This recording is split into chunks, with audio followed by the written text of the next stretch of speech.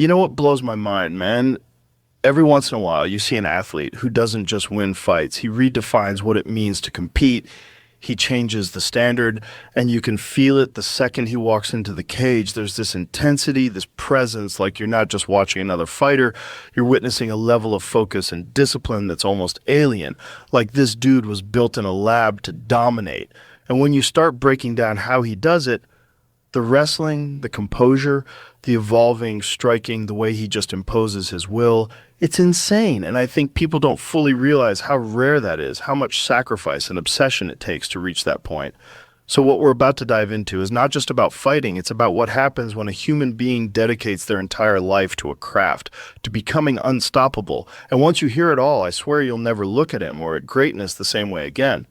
Man, when you watch Islam fight, the thing that just blows your mind is how absolutely relentless his wrestling and grappling are. It's not like normal wrestling where a guy shoots, maybe gets stuffed, then resets. No, this dude is like a machine that never stops. The second he touches you, it's basically the beginning of the end. He chains takedowns together. He drags you down in ways that look simple but are technically so advanced.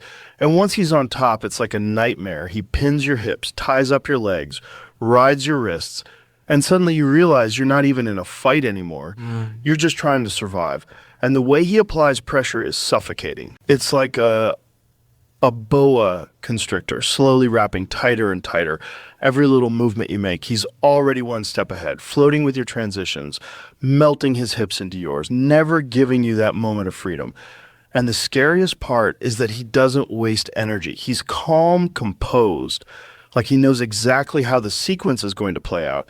And the opponent, whether it's a black belt or a world-class striker, ends up looking helpless, gasping for air, while Islam just keeps grinding, whispering that pressure into their soul until the fight breaks in his favor. And what makes it even crazier is that you can see fighters losing hope in real time.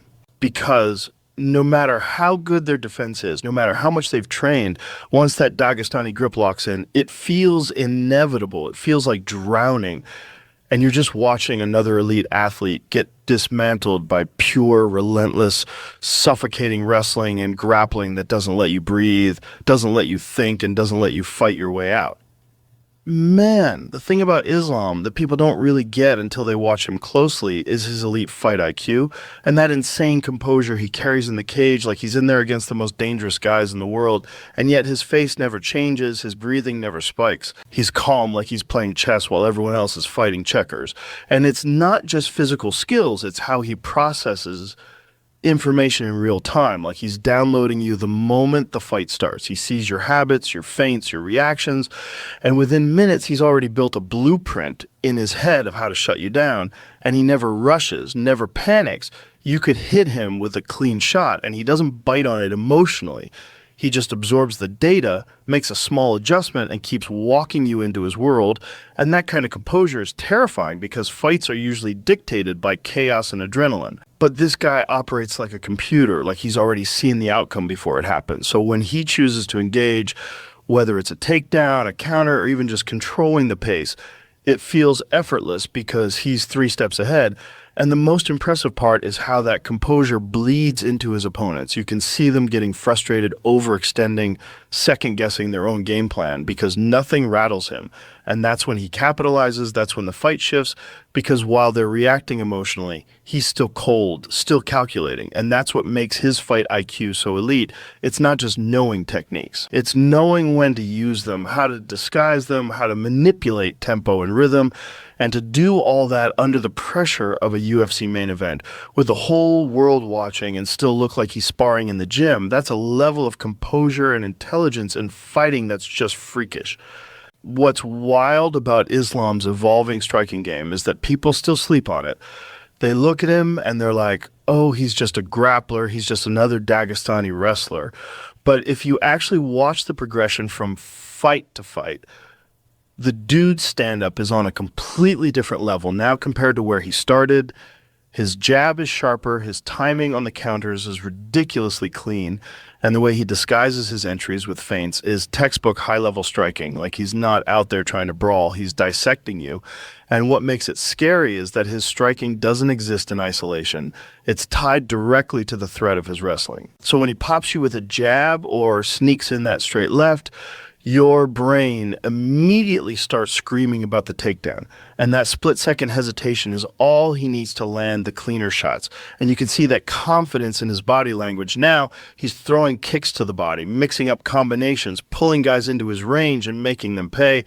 And this isn't just him adding more tools. It's the fact that he's doing it under the guidance of someone like Khabib, someone who understands pressure and range like very few people in the sport.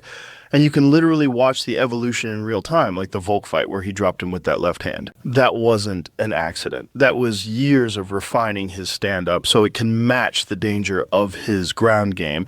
And once a guy like that starts to put it all together, grappling, wrestling, and now legit striking, you're talking about someone who becomes almost unsolvable because you can't prepare for a guy who's constantly upgrading every weapon in his arsenal and making you guess wrong every single exchange. The dominance in the lightweight division right now is insane when you look at Islam, because you're talking about a guy who's not just winning fights, he's shutting people down in a weight class that has historically been the most competitive, the deepest talent pool in MMA. You've got killers everywhere at 155, guys who are champions in any other era, and he's running through them like he's 2 steps ahead of the whole game. And that's the scary part. The gap he's created isn't just physical, it's mental, because fighters go in there knowing they're dealing with a puzzle they probably can't solve. And the way he dictates the tempo, it feels like he's the conductor of the whole fight, whether it's on the feet or on the ground, you're moving to his rhythm. And that's what separates dominance from just being really good. He's not reacting to you. You're reacting to him. And when you see guys who are legit world-class strikers, wrestlers, jiu-jitsu players, and they all look like they're struggling to even get their game going, that's when you realize how crazy this level of dominance is. And the lightweight division has always been this Shark Tank, from BJ Penn to Frankie Edgar to Khabib, and every champion before him had wars, had back-and-forth battles. But this guy, he's making it look systematic, like he's writing the script and the opponent is just playing a role. And the fact that he's doing it in arguably the hardest weight class in the UFC, that's why people start talking about legacy, about greatness, because when you can take a division where everyone's dangerous and make it look like nobody's on your level, that's when dominance stops being about winning belts and starts being about rewriting the history of the sport. The Dagestani discipline and mentality is something that almost feels alien when you try to understand it from the perspective of the average fighter, because these guys are literally forged in an environment where toughness, humility, and relentless work ethic aren't just values. They're survival mechanisms. You grow up in those mountains, wrestling bears as a kid, grinding on those mats with world-class killers from the time you're 10 years old, and the entire culture around you is built on this code of honor and respect where quitting is simply not an option. So when they step into that cage, mentally, they've already been through fire, way harsher than anything the fight can throw at them. And that's why you see this calmness, this stoic composure, no matter how big the stage is. Whether it's fighting for a world title or headlining a pay-per-view, they carry this aura like they've already done the work. They've already suffered more in training than anyone else is willing to. And it creates this mental edge that's almost impossible to break. Because for them, fighting isn't about money, fame, or even glory in the Western sense. It's about representing their family, their people, their faith, and that adds a weight to every performance that you can't fake. It's not a game, it's not a career move, it's a mission.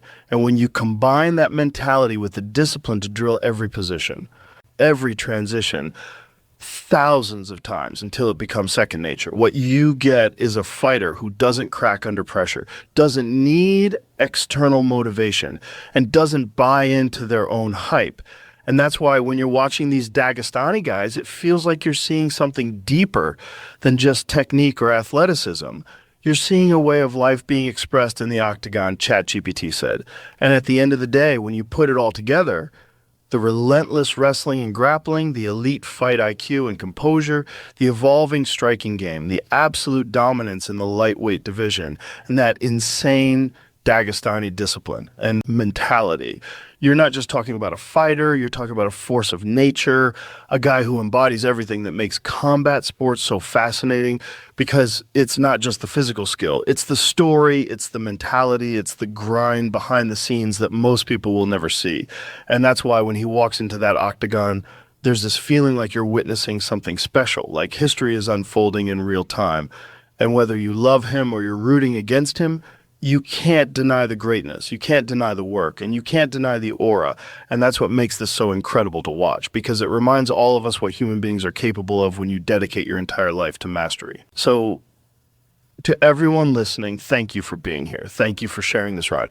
I appreciate the hell out of you guys. And whatever you're chasing, whether it's in sports and business or just life in general, go after it with that same relentless drive, with that same discipline, because that's where real greatness lives. Good luck. Stay hungry. Stay focused.